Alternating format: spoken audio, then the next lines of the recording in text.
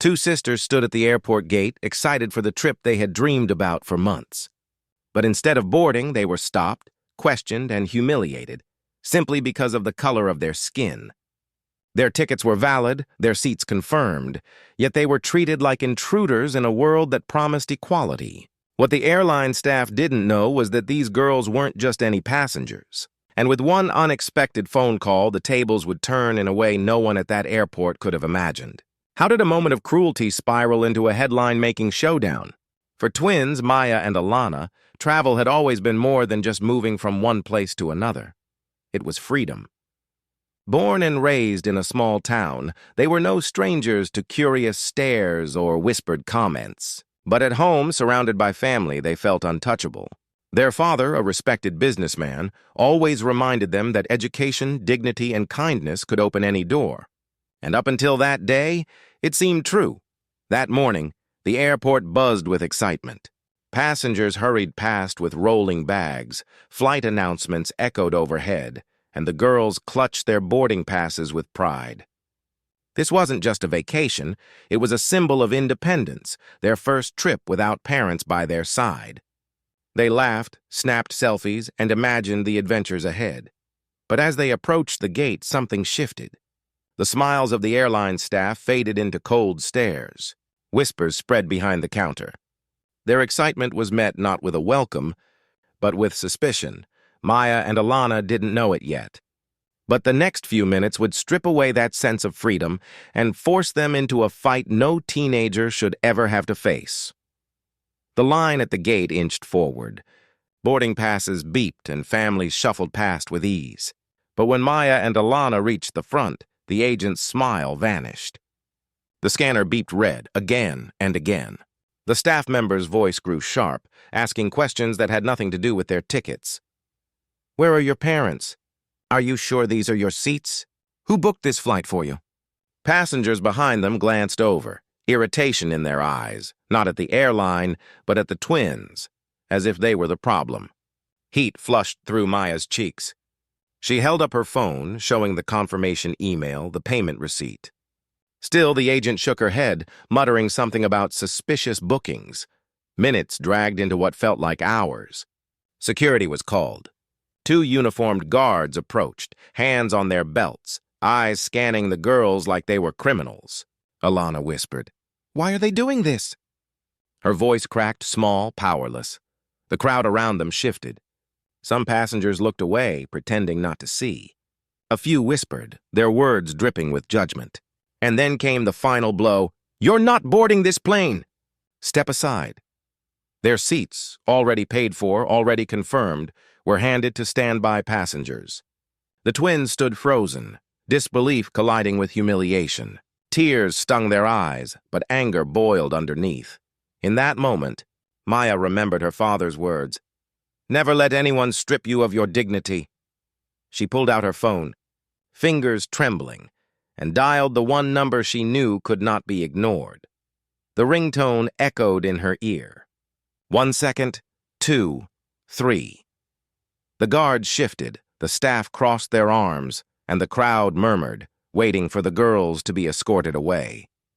But then a click. A deep voice on the other end, "Dad, they won't let us board," Maya whispered. She didn't need to say more.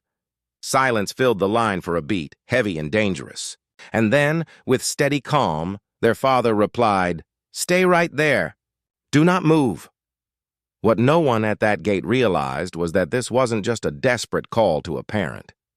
This was a call that would set off a chain reaction, one that would bring the entire flight to a standstill and expose the truth behind their humiliation in a way no one could ignore.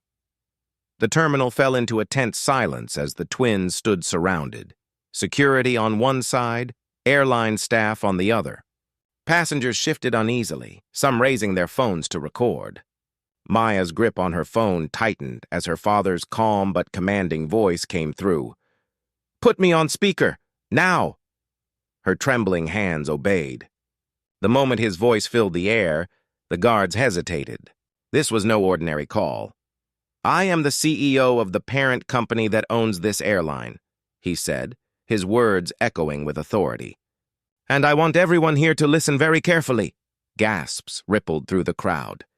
The gate agents exchanged frantic glances, their arrogance cracking under the weight of sudden realization. You denied my daughters their seats, he continued, his tone razor-sharp. You humiliated them in front of strangers, questioned their worth, and treated them as less than human. Today, your actions will have consequences. The staff tried to speak, stumbling over excuses, but his voice cut through like steel. Silence. Every flight under this airline is now suspended until further notice. Not one plane leaves this ground, chaos erupted. Passengers shouted, demanding answers. Crew members whispered nervously into radios. Security stiffened, unsure whether to act or step aside. And in the middle of it all stood Maya and Alana, still shaken, but no longer powerless. For the first time since this ordeal began, the crowd's eyes were not on them in judgment, but in shock, in awe, in recognition of the injustice laid bare. And as the reality set in, one truth hung heavy in the air. A moment meant to silence them had instead brought an entire system to its knees. When the order came down, the gate staff had no choice. Their arrogance drained into panic as they scrambled to undo what had already been done. Passengers shouted, demanding answers, and security quietly stepped back. For Maya and Alana, the humiliation they endured could not be erased. But in that moment, the truth was undeniable. They hadn't been the problem. The system had. The airline later issued a public apology, calling it a misunderstanding. But anyone who was there knew the truth. The cameras had captured everything. 2 young black girls treated as suspects instead of students, as threats instead of travelers. No apology could undo the fear, the anger, the sting of being told, without words, that they didn't belong. For the sisters, this moment became a defining memory.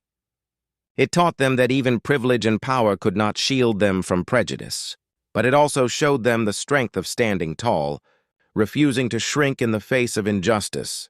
And for the world watching, the lesson was just as clear. Racism doesn't always wear a uniform or shout from a crowd. Sometimes it hides behind a smile at the gate, a quiet denial, a decision made when no one is supposed to notice. So the question remains, how many more boarding passes will be torn up? How many more doors will quietly close before we admit the truth? This isn't just about one flight or 2 sisters. It's about the world we all live in. And maybe the real question is this: when it happens again, because it will we stay silent? Or will we finally refuse to let the next plane take off until justice is served?